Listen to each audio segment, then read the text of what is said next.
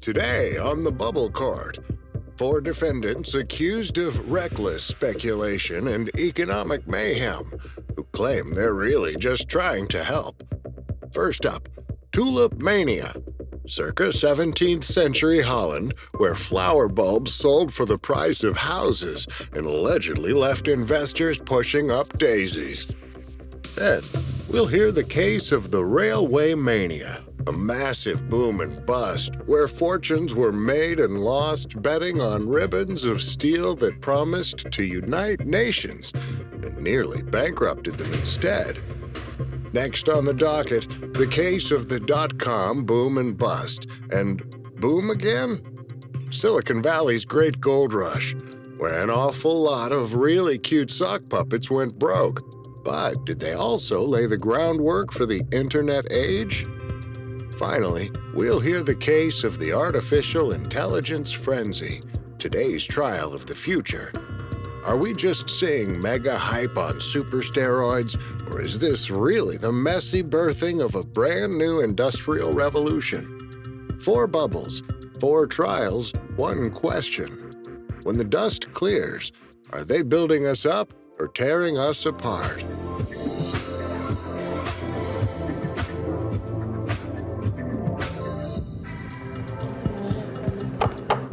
This Bubbles Court will come to order. Clerk, call the first case. Calling docket number EC 1637001, the Court of Public Trust versus the speculative bubble known as Tulip Mania. The people may proceed. Thank you, Your Honor. In 17th century Holland, a simple flower turned into a speculative frenzy. Rare bulbs like this Semper Augustus were trading hands for the price of a canal-side townhouse.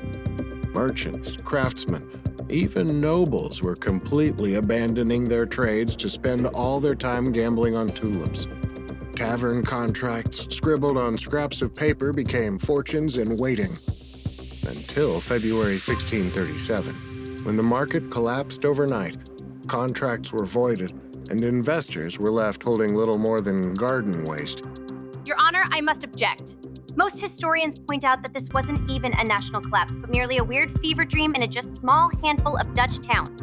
The broader economy was resilient. The Netherlands remained a global power. I'll sustain your objection, but I think the defense misses the point. Would the people like to respond? Yes, Your Honor. Tulip Mania isn't on trial for destroying the world, just for, at the bottom line, being a bad thing. It left no lasting innovations to outweigh the harm it did. No real benefit to the world. The frenzy didn't even fund any new breeding programs or infrastructure. It's just a parable of human folly.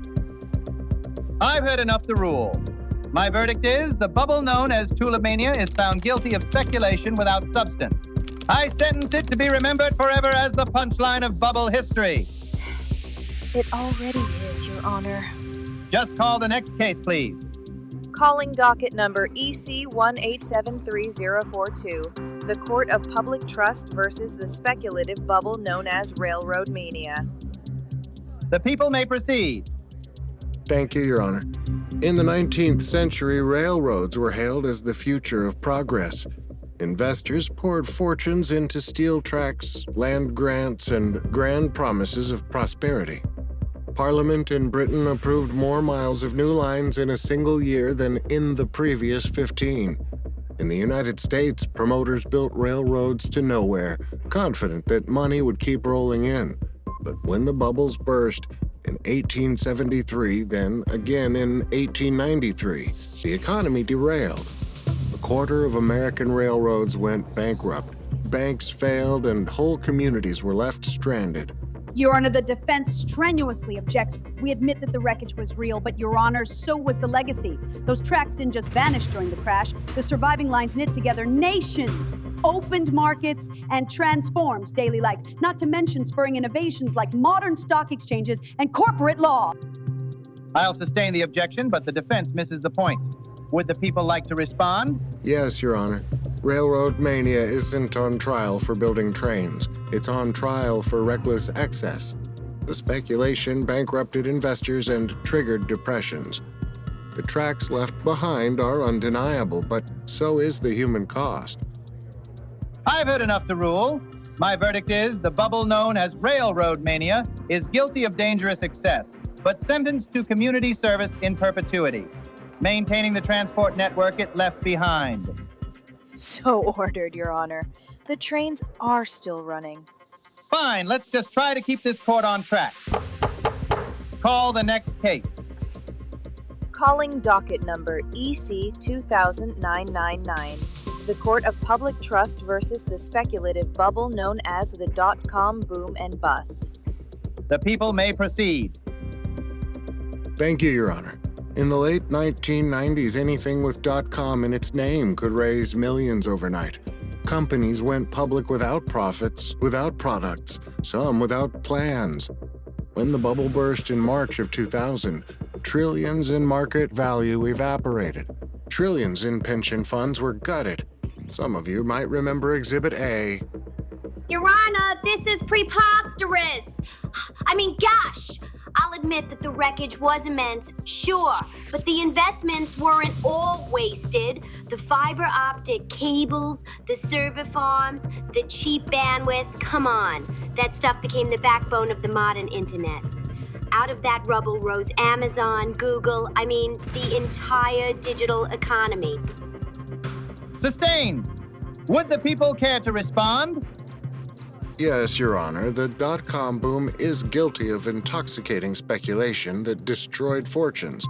But unlike Tulip's, it left behind real infrastructure. The crash hurt, but the foundation it built powers nearly every part of our lives today. I've heard enough. My verdict is the bubble known as the dot-com boom and bust is guilty of reckless exuberance, but sentenced to probation on the condition it continue to serve as the backbone of the information age. Probation noted, Your Honor. The internet is still online. Good. Now let's see if our next case can pass the Turing test. Call the final docket. Calling docket number EC 2025-001. The Court of Public Trust versus the speculative bubble known as the artificial intelligence frenzy. The people may proceed. Thank you, Your Honor. In just a few years, billions have poured into AI startups, GPU factories, and data centers the size of cities. Valuations have soared on promises of a future where machines will think, work, and even create for us. Investors call it the dawn of a new industrial revolution, but critics call it the biggest hype cycle since the dot-com days. And meanwhile, entire sectors wonder if their jobs will be automated away before the bubble bursts. Your Honor, you've got to see that the infrastructure is real. The GPUs and data centers are the fiber optic cable of the AI age. It will power innovation for decades, regardless of which specific companies survive. Sustained. The court recognizes the potential benefits. Would the people care to respond? Yes, Your Honor, the defense is correct, but the risk is real. Billions are being funneled into speculative ventures with no clear path to value. Energy costs, ethical dilemmas, and monopolistic control raise the stakes higher than any bubble before. If this frenzy collapses, it could take more than portfolios down with it. It could undermine trust in the very idea of human progress, not to mention the data privacy scandals and the threat of power consolidation. I've heard enough to issue a provisional ruling. The bubble known as the artificial intelligence frenzy is found unready for final judgment. Its sentence is deferred pending the verdict of history. So noted, Your Honor. We'll reconvene in, 20 years? Let's hope sooner. Court is adjourned. Well, there you have it. The cases of this episode of the Bubble Trials have certainly been enlightening. We've seen how Tulip Mania left nothing but dirt broke Dutch people, and how the railroad craze laid tracks that ended in financial ruin for many, but ultimately connected a continent. But the dot-com bust, as painful and catastrophic as it was, did leave us with the broadband backbone of modern life. So, what about this AI boom that we're in today?